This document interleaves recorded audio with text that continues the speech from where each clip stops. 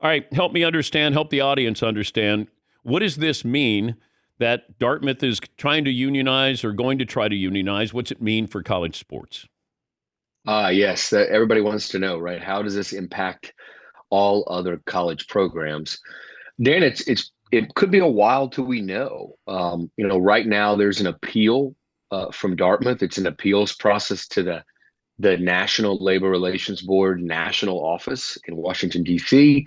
And if the appeal is upheld there, it'll probably be further appealed to federal courts. And then from there, Dan, could go to the Supreme Court. So it could be a while before we have some finality. In the meantime, the fact that a local NLRB region office deemed Dartmouth men's basketball players employees is somewhat historic and could have ramifications in the way that other players at other programs, certainly programs that make more money, right, than the Dartmouth men's basketball team, which loses hundreds of thousands of dollars a year, those players could see what Dartmouth did, right, and they could do it themselves, right? They could get together themselves and unionize collectively. So that is certainly maybe in the immediate, what we could see is more movement in college programs like this. But as far as some kind of like national edict of players or employees, it could be a while that, until we see that from the courts.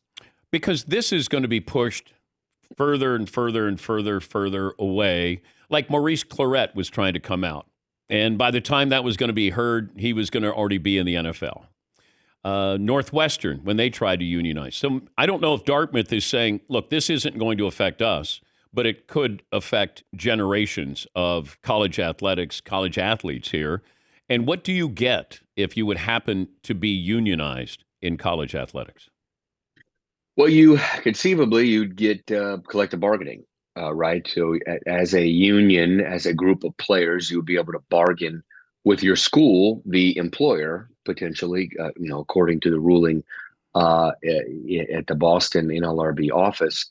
So you could collectively bargain, and a lot of people, a lot of stakeholders, Dan, in college athletics, whether it be coaches, even administrators, maybe even some commissioners, have come out publicly saying that the fix to all of this, right, all of the problem that college football and basketball specifically are having, the money issue, is to collectively bargain with some kind of players association.